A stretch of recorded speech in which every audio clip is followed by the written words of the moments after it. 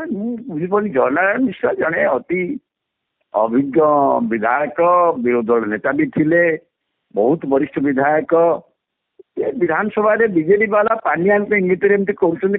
ସେ ଥିଲେ ମଧ୍ୟ ବିରୋଧୀ ଦଳର, ସେମାନଙ୍କର ଗୃହ କାର୍ଯ୍ୟ ଅଚଳ କରୁନଥିଲେ, କିଏ ତାଙ୍କୁ କହୁଥିଲା କରିବା ପାଇଁ।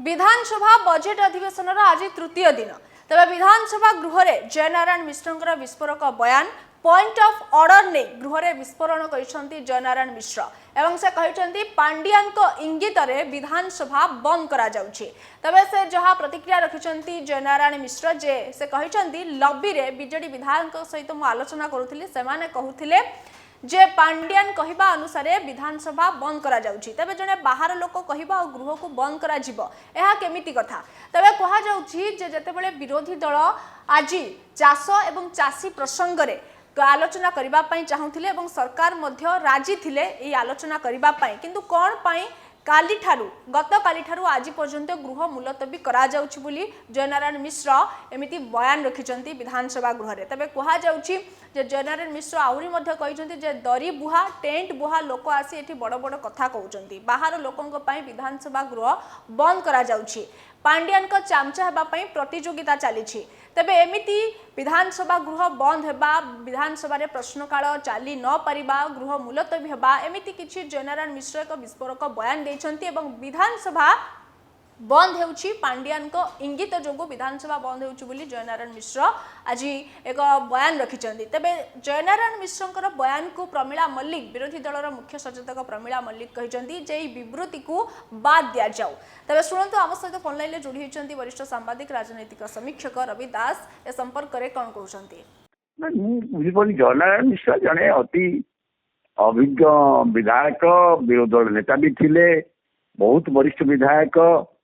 विधानसभा बीजेडी बाला पांडियान इंगित एमती करते विरोधी दलर से गृह कार्य अचल करुनथिले किए कहूला करने से कहउछन कि बीजेडी विधायक सहित मु आलोचना करथिली सेमाने कहिले पांडियान कहिले बोली आमे एमिति करूछु विधानसभा मते कहतु सी विरोधी दल थिले ना नहीं आज्ञा विरोधी दल से संख्या कम थिला बीजेडी ठू से गृह बहुबार अचल करिसंती ना नहीं आज्ञा तेणु बीजेडी वाला बीजेडी आपण मन रखा उचित बीजेडी नेता गृह किए नवीन पट्टनायक उपनेता अच्छा प्रसन्न आचार्य सी अभिज्ञ से बीजेडी विधायक किसी करवा कि पांडियान पांडियान कौन पांडियान कहीदे बोली बीजेपी विधायक मैंने कहते कि यहाँ गोटे कहीं जन कौट विधायक साथ आलोचना करते मुझे जापारूनी से प्रसंग को देखो विधानसभा को अचल करवा गोटे स्ट्राटेजी भाव में अपोजिशन वाला सब नहीं पार्लियामेंट कौन है देखुची पार्लियामेंट आलोचना अपेक्षा अचलवस्था सृष्टिटा को अचलवस्था जरिया गोटाए बड़ मेसेज दि जापे बोली भावुची एमाने चाषी मान कहीं चाषी मान क्षेत्र में जेहेतु मोहन चरण माझी सरकार बा बीजेपी सरकार चाषी मान को धान क्विंटाल 3100 टंका देई मंडी व्यवस्था सत्वे 3100 टंका दौरान जहाँ पूर्व जो एमएसपी जहाँ राज्य ताठू 800 टंका क्विंटाल पिछा दौरान तेणु चाषी मान भितर धान चाषी मान भितर राज्य सरकार गोटे पॉजिटिव वातावरण सृष्टि तेणु देखिकी किंतु मंडी में किसी अव्यवस्था अच्छी ही नहीं कि जो धान अदिना वर्षा टे धान क्षतिग्रस्त होती किसी अच्छी कारण से अनुसार से रेट पाऊना है केवल चाषी मान भितर जो पॉजिटिव एटमोस्फियर वातावरण बर्तमान सरकार सपक्ष में सृष्टि होती भिन्न मेसेज देवाई चाषी मान समस्या उठे भावुँ यहाँ गोटे कौशल एवं सीटा करवा उचित से विरोधी दल कौशल करवा किसी खराब नुह कहीं आम चाषी धान संग्रह रे मंडी रे जो व्यवस्था होती कटनी चटनी होती मत कि जो कहते इवन पश्चिम ओडिशा जो कटनी चटनी आम कम होती आम तो ये वर्षा जो बेसी कटनी चटनी कर लोक मैंने कहते क्विंटाल के 3% गले भी आम जो पाइलु आम 3100 टंका ना तो 3000 टका 2900 टका पाऊँ 2900 टका पूर्व अपेक्षा मोटामोटी भाव में गोटे पॉजिटिव एटमोस्फियर होती ଏଠି ଯଦି ଅଧିକ କାଟି ଦିଅନ୍ତି ପ୍ରଶ୍ନକାଳ ଆସିପାରୁନାହିଁ, ଗୃହ ମୁଲତବୀ ରଖୁଛନ୍ତି, ବାରମ୍ବାର ଗୃହକୁ ମୁଲତବୀ ରଖାଯାଉଛି। ନା ଏଇଟା ହଉଛି କାରଣ। କିନ୍ତୁ ଯୋଉଠି ଅପୋଜିସନ ମାନେ ସବୁଠି, ଏଠି ନୁହେଁ ଗାଁ ପାର୍ଲାମେଣ୍ଟରେ, ଏଇ ଓଡିଶାରେ ନୁହେଁ ସବୁଆଡେ ଇଭେନ୍ ପାର୍ଲାମେଣ୍ଟ, ଯେ ଏଇଟା ଗୃହ କାର୍ଯ୍ୟକୁ ଅଚଳାବସ୍ଥା ସୃଷ୍ଟି କରିବା ଏଇଟା ଗୋଟେ ଅପୋଜିସନର ପାର୍ଲାମେଣ୍ଟାରୀ ଟାକ୍ଟିକ୍ସ ଭାବରେ ଗ୍ରହଣ କରାଯାଉଛି। ଏବଂ ଏହା ଜରିଆରେ ସେମାନେ ଯୋଉ ପ୍ରସଙ୍ଗ ଉଠେଇବାକୁ ଚାହୁଁଛନ୍ତି ସେଇଟା ଅଧିକ ପ୍ରସାରିତ ହବ ଏ କଥା ସେ ଜାଣିଛନ୍ତି। କିନ୍ତୁ ବିଧାନସଭାରେ ହଉ ପାର୍ଲାମେଣ୍ଟ ପ୍ରଶ୍ନ ଉତ୍ତରଟା ବହୁତ ଗୁରୁତ୍ୱପୂର୍ଣ୍ଣ ଏବଂ ପ୍ରଶ୍ନ ଉତ୍ତରଟା ହେବା ଉଚିତ। କାରଣ ସେଇ ଜରିଆରେ ଲୋକମାନେ ସରକାରଙ୍କୁ ପ୍ରଶ୍ନ କରନ୍ତି, ମାନେ ବିଧାୟକ ମାନଙ୍କ ଜରିଆରେ। ତ ସେଇଟା ନବାଟା ମଧ୍ୟ ଗୋଟେ ଖରାପ କଥା। କିନ୍ତୁ ତା ଅପେକ୍ଷା ପ୍ରତ୍ୟେକ ରାଜନୈତିକ ଦଳ ସେମାନଙ୍କର କୋଉ ମେସେଜ ଦେବାକୁ ଚାହୁଁଛନ୍ତି ଲୋକମାନଙ୍କୁ ସେଇଟା ଚିନ୍ତା କରନ୍ତି। ଏବଂ କୃଷି କ୍ଷେତ୍ରରେ ଯେହେତୁ ବର୍ତ୍ତମାନ ସରକାର, ଯଦି ଏଇ ସରକାର ଦିଟା ତ ପଜିଟିଭ ଦିଗ ଅଛି, ଗୋଟେ ହେଲା କୃଷକ ମାନଙ୍କର ଆଉ ଗୋଟେ ହେଲା ସୁଭଦ୍ରା। ତେଣୁ କୃଷକ ମାନଙ୍କ କ୍ଷେତ୍ରରେ ଆଜି ସେମାନେ ଏଇଟା କଲେ। ଗତକାଲି ଏପର୍ଯ୍ୟନ୍ତ ଦେଖିଛନ୍ତି SHG ବାଲାଙ୍କର ମଧ୍ୟ ଗୋଟେ ହେଇଥିଲା, କିନ୍ତୁ ତାକୁ ମଧ୍ୟ ମୁଖ୍ୟମନ୍ତ୍ରୀ ଅତି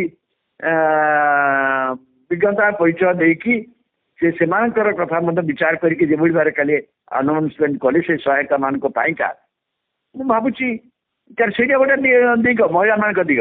ଦିଟା ତ ମୁଖ୍ୟ ଦିଗ ଉପରେ ସରକାର ଚାଲିଛି, ଗୋଟେ ହେଲା ଚାଷୀ ଆଉ ଗୋଟେ ହେଲା ମହିଳା। ଚାଷୀ ଦିଗରେ ମାନେ ନିଶ୍ଚିତ ଭାବରେ ବିରୋଧୀ ପକ୍ଷ ଏଭଳି ଗୋଟେ କରିବେ ଏଇଟା ଅନୁମାନ କରିବା ଉଚିତ। କାରଣ ସେଭଳି କିଛି ଅବ୍ୟବସ୍ଥା ମଣ୍ଡି କ୍ଷେତ୍ରରେ ହେଇଛି। କାରଣ ମଣ୍ଡିଟା ଏବେ ମଧ୍ୟ ସତ୍ୟ, ମିଲର ମାନଙ୍କର ଏବେ ମଧ୍ୟ ପ୍ରାଧାନ୍ୟ ରହୁଛି ଧାନ ସଂଗ୍ରହରେ 100%, ଏହା ମଧ୍ୟ ସତ୍ୟ। ଚାଷୀ ଅଧିକା ପାଉଛନ୍ତି ପୂର୍ବ ଅପେକ୍ଷା, ତା ମଧ୍ୟ ସତ୍ୟ। ମୁଁ କିନ୍ତୁ ଆକୁ ଏଇ ପ୍ରକାର ଷ୍ଟ୍ରାଟେଜିଟା ଗୃହ କାର୍ଯ୍ୟକୁ ଅଚଳ କରି ଏଇଟା କରିବା କାଲି ସେମାନେ କଲେ, ଆଜି ମଧ୍ୟ କରିକି କିଛି ସମୟ କରିପାରିଥାନ୍ତେ। କିନ୍ତୁ ଗୃହ କାର୍ଯ୍ୟକୁ ଅଚଳ କରିବା ଦ୍ୱାରା କଣ ହଉଛି, ଗୃହରେ ଆଲୋଚନା ହଉନି, ପ୍ରଶ୍ନ ଉତ୍ତର ହେଇପାରୁନି। ଏବଂ ଆଲୋଚନା ନହେଲେ କଣ ହେଲା, ଆଲୋଚନା ନ ହେଇକି ମଧ୍ୟ ବିଲ୍ ପାସ୍ ହବ ନା ନାହିଁ, ଗୃହୀତ ହବ ନାହିଁ। କାରଣ ସରକାର ଦଳ ସଂଖ୍ୟା ଗରିଷ୍ଠତା ଅଛି, ହାତରେ କି ପାସ୍ କରିବେ, କଣ ଲାଭ ହବ? ଆଲୋଚନା ହେଲେ କୌଣସି କଥା ବହୁତ ପଦାକୁ ଆସିବ। ଯଦି ଏମିତି ପ୍ରଶ୍ନ ଉଠିବ ବିଧାନସଭାରେ, ବଜେଟ ଅଧିବେଶନ ଚାଲିଛି, ଯଦି ପ୍ରଶ୍ନ ଉଠିବ ସବୁଦିନ, କିନ୍ତୁ ଏମିତି ଗୃହ ଅଚଳ ଅବସ୍ଥା ହେଇଯିବ, ବିଧାନସଭାରେ ପ୍ରଶ୍ନ କାଳ ଚାଲିପାରିବନି, ଆଗକୁ ଆଜ୍ଞା ଏଇଟା ଶୁଣନୀୟ ନୁହଁ। ଆଲୋଚନା ହଉ, ଏଇ ପ୍ରଶ୍ନ ଉଠୁ, ଏଇ ପ୍ରଶ୍ନର ଉତ୍ତର ଦିଅନ୍ତୁ ସରକାର, ହଙ୍ଗାମା କରୁଛନ୍ତି, ଏଇଟା ଦରକାର ନୁହେଁ। କିନ୍ତୁ ଏଇଟା ପାଣ୍ଡିଆନ କହି କରୁଛନ୍ତି, କହିବାର କିଛି କାରଣ। ପାଣ୍ଡିଆନ କଣ, ପାଣ୍ଡିଆନ ବିଜେଡି ଆଜ ଏ ପାର୍ଟି ସେ ଅନୁଭବ କରିଛନ୍ତି ଯେ ଚାଷୀ କ୍ଷେତ୍ରରେ ଏ ସରକାର ଯୋଉ 800 ଟଙ୍କା ଦେଇଦେବା ଫଳରେ ଏବଂ ଚାଷୀ ମାନେ ପାଇବାର 3100 ଟଙ୍କା, ନହେଲେ ତ 2900 ଟଙ୍କା ପାଉଛନ୍ତି। କଟିଂ କିଛି ଛଟି ହେଲେ ମଧ୍ୟ 2800 ଟଙ୍କା ପାଉଛନ୍ତି, ତା ପୂର୍ବ ଅପେକ୍ଷା ଅଧିକ। ତେଣୁ ଏଇଟା ଯୋଉ ପଜିଟିଭ ବାତାବରଣ ସୃଷ୍ଟି ହଉଛି, ସେଥିରେ କିନ୍ତୁ ଯୋଉ ଅବ୍ୟବସ୍ଥାକୁ ହେଇଛି ତାକୁ ଏମାନେ ଅଗ୍ରାଧିକାର ଦେଇକି ସେଟାକୁ ଟିକେ ଭଣ୍ଡୁର କରିଦେବାକୁ ଚାହୁଁଛନ୍ତି, ତେଣୁ ପ୍ରସଙ୍ଗ ଉଠାଉଛନ୍ତି। ଏମିତି ଲାଟେଷ୍ଟ ଅପଡେଟ୍ ପାଇଁ ଆମ ଚ୍ୟାନେଲକୁ ଲାଇକ୍, ସେୟାର ଏବଂ ସବସ୍କ୍ରାଇବ୍ କରନ୍ତୁ। ନମସ୍କାର।